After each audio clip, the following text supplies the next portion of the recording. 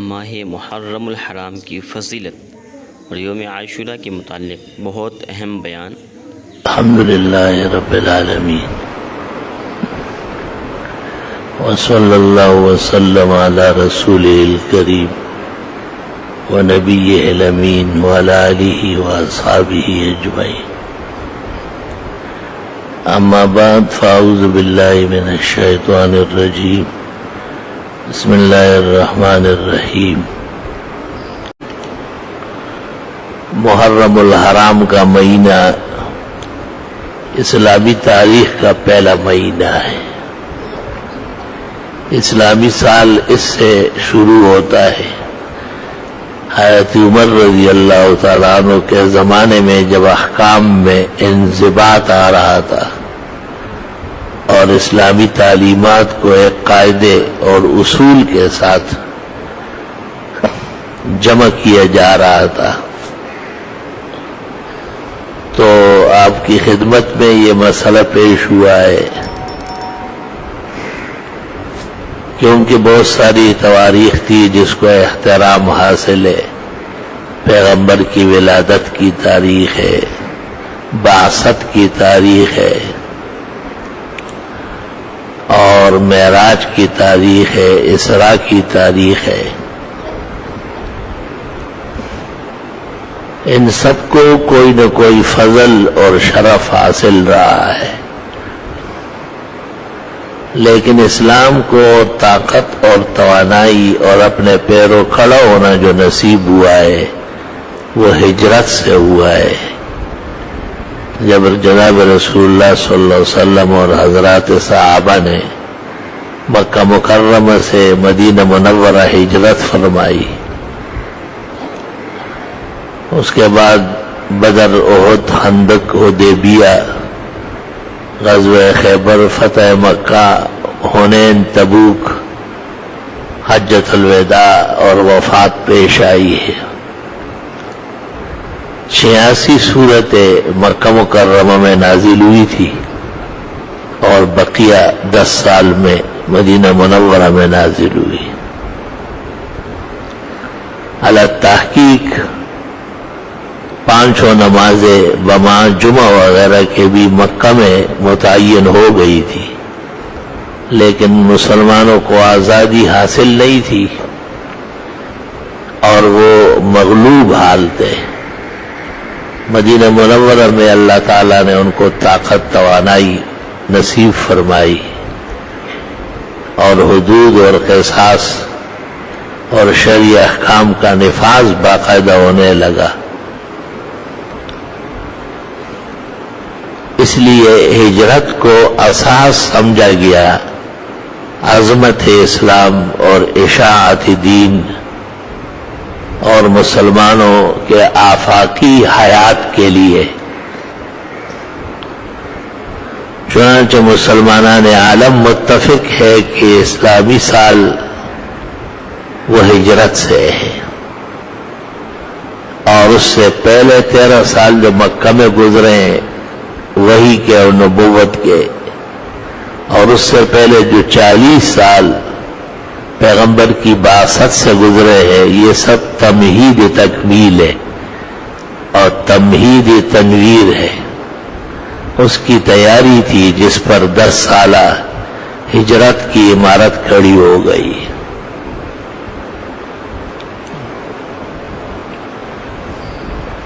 مہینہ بھی 12واں ذی الحجہ ہے، اس لیے رکن اعظم اسلام کا جو 5واں پنجگانہ ہے اور وہ حج ہے، اس کو آخری مہینے میں رکھا گیا۔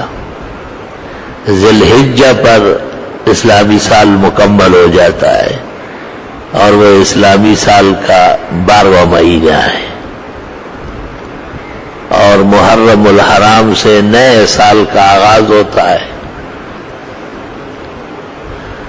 حدیث میں ہے کہ حضرت نے جب ہجرت فرمائی، بخاری اور مسلم، ترمذی، نسائی سب میں، فرأى الناس يلعبون بل رأى اليهود يصومون فقال ما هذا الصوم قالوا يوم نجى الله فيه موسى ومن معه وأغرق فرعون وآله.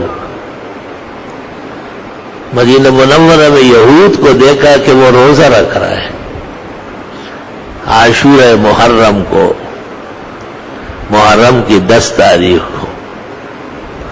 آپ نے پوچھا کہ یہ کون سا دن ہے جس میں تم روزہ رکھ رہے ہو؟ انہوں نے کہا اس دن فرعون غرق ہو گیا بما لشکروں کے، اور حضرت موسیٰ علیہ السلام اور ان پر ایمان لانے والوں کو اللہ تعالیٰ نے نجات دی. آپ نے فرمایا نحن احق بموسیٰ منکم، ہمیں موسیٰ علیہ السلام کی خوشی پر خوش ہونے کا زیادہ حق ہے، اصل موسیٰ کے متبعین ہم ہیں.